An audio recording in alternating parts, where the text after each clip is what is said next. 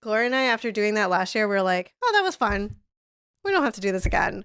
And then we this year are like, we should do this again. And we're like, that's it. We'll do it after this. But I kind of feel like this might happen next year again. Probably.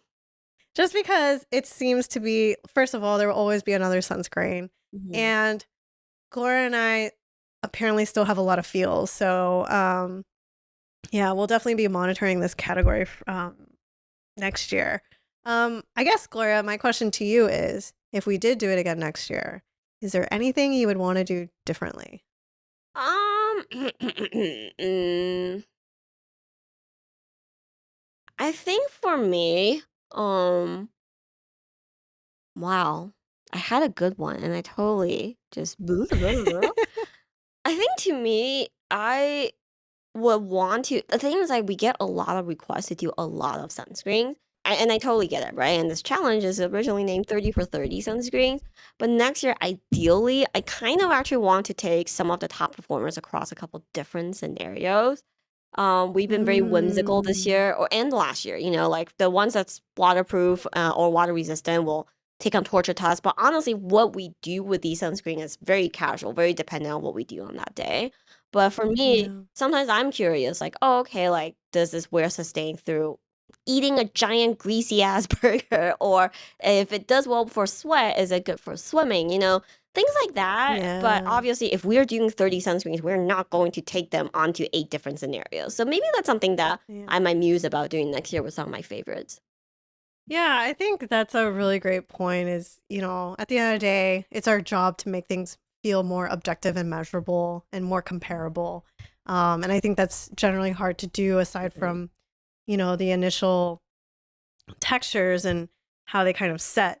And at this point, I think people listening to us already have a sense of that. I think Yeah. like they can take our experiences and when they go apply, they can also figure it out themselves. So, what is that next level to kind of like help, compare when there are so many? So, I really like that.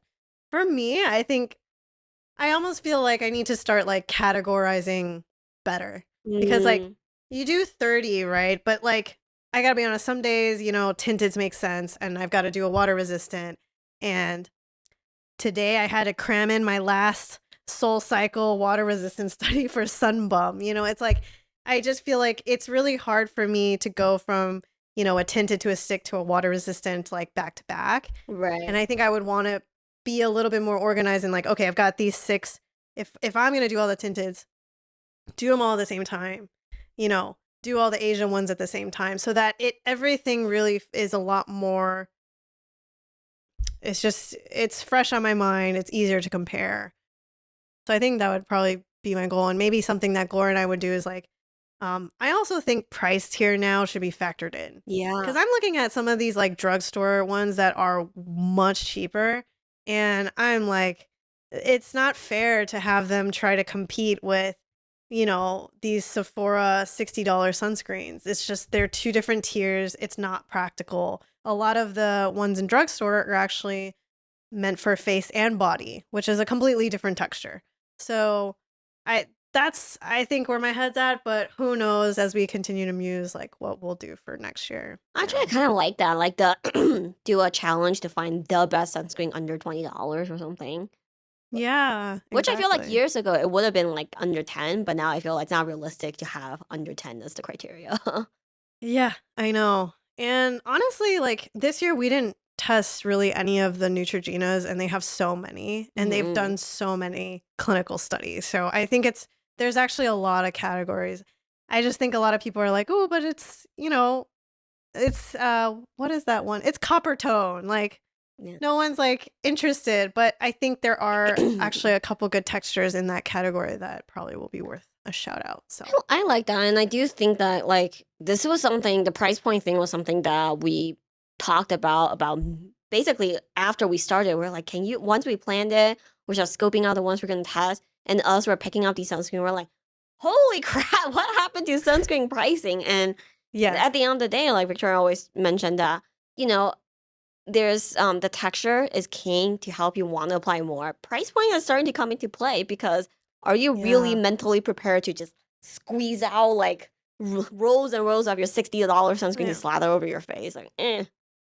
Yeah. And it's really tough because, you know, to buy an Asian sunscreen on Stelvana is like significantly cheaper than probably a good 40% of the sunscreens we tested. Yeah, You it's know, true. so it's like, it's really hard when, you know, Gloria and I really feel for, archaic FDA regulations around sunscreen and the limitations there are and being able to formulate in the US. And also, honestly, trying to just get good protection and be willing to apply it every day. So, all in all, yeah, I don't know, Gloria, you have any top tips that you feel like people should be reminded of as you did the study? I think a good reminder I have is definitely regardless of product type you go for, it's still more is more. There are very few sunscreens I tested that I didn't feel like what's the best way to describe it? As I'm applying it, I just know that this is more than what most people will naturally put on. And that applies to Mm, almost 90% of the sunscreens I tested.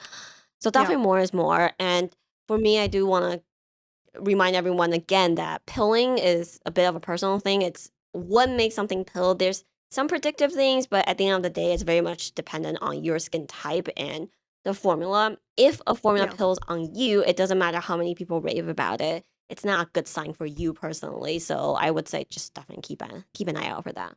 And I think for me this year, I have never paid more attention to a nozzle size. It's Oh, just such a yeah. weird, like, never. I feel like this There's so is many the, needle-sized nozzles nowadays.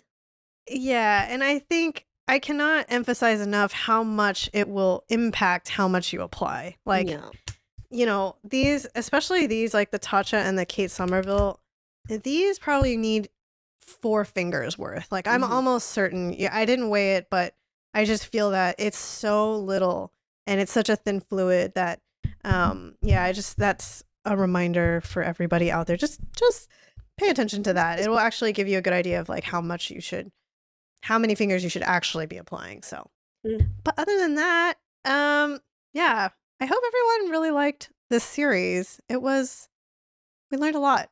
Yeah, Still. and and I think like sometimes before we kicked it off, Victoria and I talked about doing this, and we kind of struggle with it because at the end of the day, it is a very opinionated, right? There's a lot of what we personally like in a formula baked into it. We try to explain it based on our preference and our skin type to to hopefully help you guys out in terms of finding what worked for you guys. But sometimes we feel a little weird that these are just opinions. So let us know what you think of the segment, what could be more helpful for you guys. And yeah. Yeah, so thank you guys so much for just being on this sunscreen journey with us. Gloria and I are pretty tired of sunscreens, but we're deep into summer, so we got to continue that use. We will be releasing the final summary on our website of all Mhm. the ratings and our opinions on it.